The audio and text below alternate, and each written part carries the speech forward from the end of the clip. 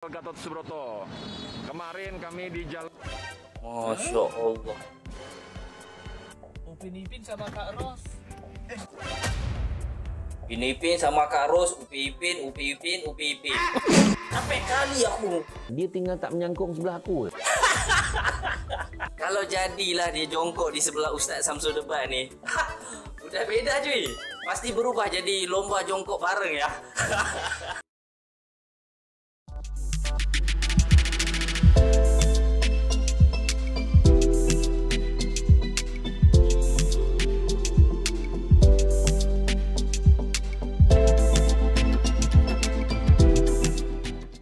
Hello guys, assalamualaikum warahmatullahi wabarakatuh. Welcome back to my YouTube channel HM Studio. Piye kabarnya semua teman-teman HM Studio.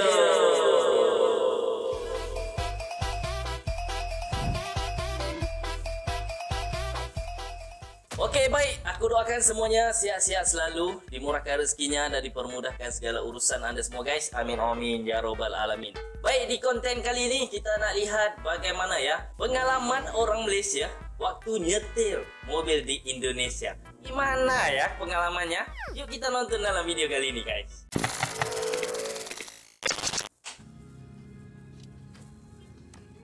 POV, orang Malaysia culture shock datang Jakarta kerana semua driver nyawanya ada 9. Wah, kayak kucing ya, nyawa ada 9. Waduh, parah nih.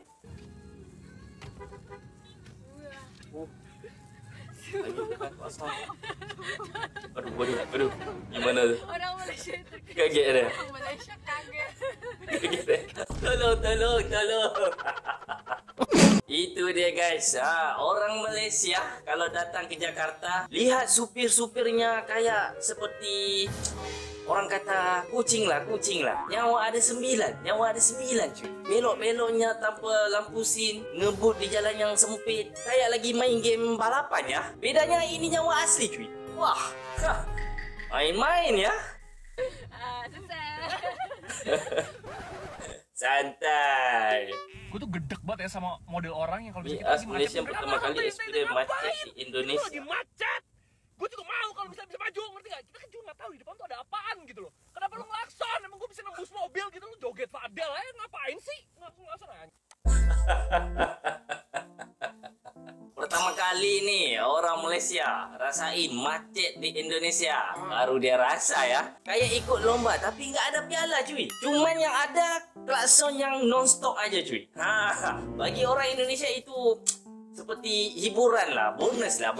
Tapi kalau bagi orang Malaysia, wah, ini culture shock nih. Sama first time pergi Medan, supir tengah U-turn. Lepas U-turn dia bagi 2,000 dekat abang tengah-tengah jalan tu. Dia kata sebab abang tu jagakan kereta U-turn. New things. Macam tu juga ada ya. Bagus ya. Siap ada orang yang jagakan lalu lintas di situ. Keren ya. Ni. Kuala Lumpur semuanya bersih. Pula ni. So guys, Malaysia kok dibanding-banding segini. Ya bersih aja. Sama ya. Kok dibanding-banding kan ya. Sama aja. Setiap negara tu bagi aku ada kelebihan dia. Dan setiap negara tu dia ada dark side dia tu kan. Jangan dibanding-banding lah. Buat kalau dibanding-banding ni.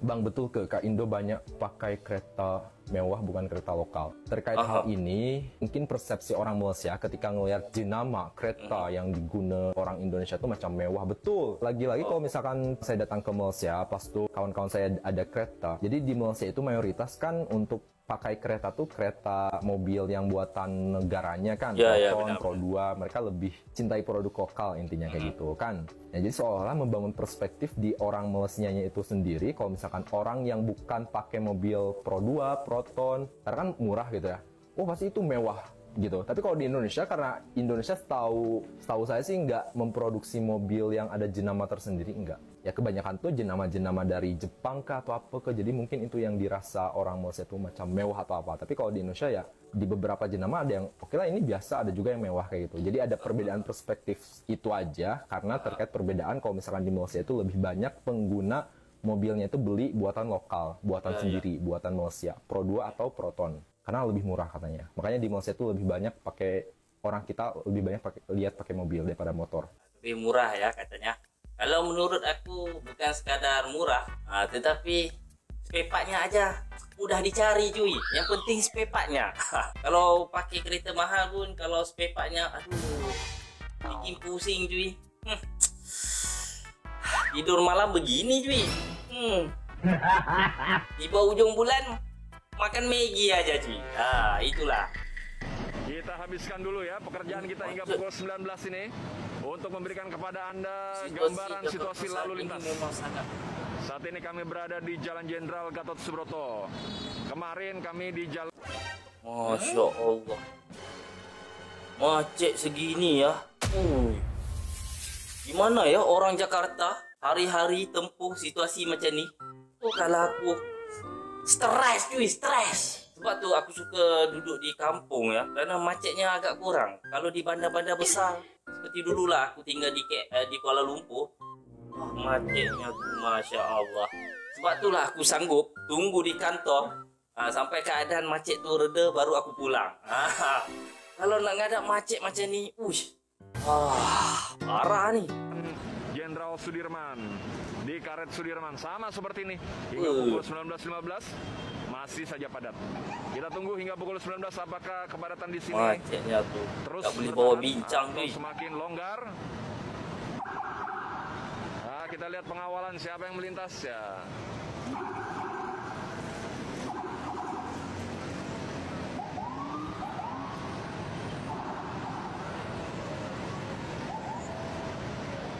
Kami belum bisa mengidentifikasi. Memang di sini jarang dijumpai pejabat negara sekelas menteri karena biasanya menteri melintas di Jalan Jenderal Sudirman dari Jalan Muhammad Husni Tamrin menuju ke selatan, menuju ke tol dalam kota, menuju ke Blok M, menuju ke Pondok Indah, ke selatan Jakarta. Kalau di sini umumnya jarang kami jumpai.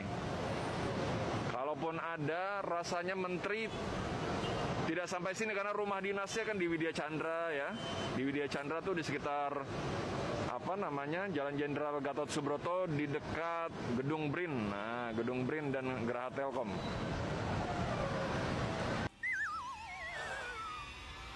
Nggak bisa lihat macet-macet ini. Stres cuy. Atau di Jalan Denpasar di dekat Jalan Profesor Dr. Satrio itu rumah-rumah menteri. Kita habiskan dulu ya pekerjaan. Pak. Bila orang Malaysia pergi Indonesia, mana ya? Mas, mau kemana mas? Saya nak pergi airport pak. Oh. Airport. Mas, orang mana mas? Balik Malaysia. Orang Malaysia. Ya, saya orang Malaysia. Orang Malaysia. Orang Malaysia. Semua. Mas, mau nanya nih mas. Mas. Mas. Ya. Nanya apa tuh? Pak. Upin Ipin sama Kak Ros. Ipin sama Kak Ros, Upi Ipin. Capek kali aku lihat ya. Capek cuy. Mau jawab. Orang Malaysia kalau ketemu orang Indonesia pasti pertanyaannya Upi Ipin. Stress. Upi Ipin rumahnya di mana? Padahal orang Malaysia sendiri pun bingung cuy. Cuma tahu di TV aja ceritanya. Aduh, lain kali tanyalah soalan. Kak Ros udah punya pacar belum? Aduh, pusing aku cuy. Masa aku pergi Medan ada budak tanya aku, pernah jumpa Upi Ipin? Aku cakap selalu budak tu percaya je. Aduh, kena scam. Budak tu kalau orang Indonesia bilang bocil lah, bocil. Dia tu asyik-asyik tanya pasal kampung durian runtuh. Aduh, macam-macam ya. Mas, mau kemana mas? Mas, sabar mas. Jangan gitu mas. Masuk dulu mobilnya mas. Nih, saya mau nanya. Kesal dia. Jangan macam tu pak. Aduh. Ya gitu. Nak tanya apa lagi pak? Apakah rumah Boboiboy sama rumah abang bersebelahan dia? Berdekatan. Boboiboy pula. Nggak ada soalan lain bang. Ya, jadi kalau abang mau ke sana bisa ke sana aja sama rumah Pipin dan juga Kak Bros. Max. Dia saya pergi ke Jakarta tu, Itulah sampai nak sampai terjemput dekat lepas tu. hotel, tapi memang Kenapa ni? respect lah orang Indonesia ni, tenang. Hospitality dia, sampai dekat pintu hotel tu, selamat datang Pak. Macam ni. Dekat Malaysia nak dapat macam tu, raja je. Betul. Kan? Ini Betul cuy. Layanan orang Indonesia tu seperti sultan-sultannya. Bagus cuy, adabnya. semua orang dapat macam tu. Selamat datang Pak, selamat siang Pak. Dia kata. Saya sekali tu saya tanya, boleh saya tahu di mana toiletnya? Sini Pak, mana saya tunjukkan. Dia tinggal tak menyangkung sebelah aku.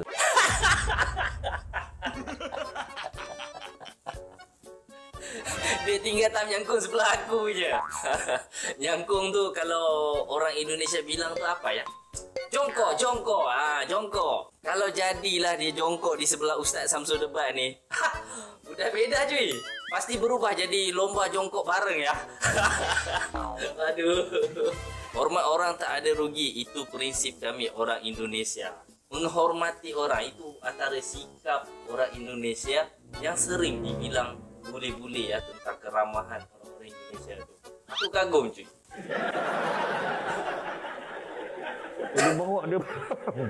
Dia bawa sampai ke pintu toilet. Tak apa. Selamat Pak ya, aman Pak. Aman. Iya. Itu dia orang Indonesia. Lepas tu Adab kalau dia mereka punya tu. supir, driver dia tu, kalau bawa pergi makan kan, sampai kat tempat makan tu, saya ajak lah kan, kita dah biasa kalau kita kata ajak driver makan dengan kita sekali. Jom, ayo kita makan sama. Tak apa Pak, aman Pak, saya di mobil aja Pak. Dia tunggu dalam kereta. Dengan baju batik dia, tunggu. Kau tanya driver MLNG, tanya. Kenyang dengan bos. Sama konyang dengan bos aku tu.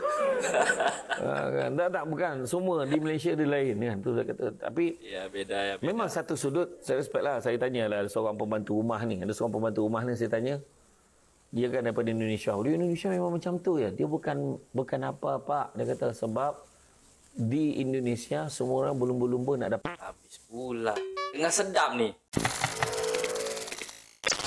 Okey guys, itu dia Pak, antara pengalaman orang Malaysia waktu nyetir mobil di Indonesia. Sering menjadi culture shock ya, kerana perbezaan budaya berkendara di Indonesia dengan lalu lintasnya cenderung lebih padat ya, dengan aturan yang tidak tertulis yang mengandalkan komunikasi non-verbal seperti klakson dan lampu sin. Klaksonnya aja kalau di Malaysia udah settle di balai cuy.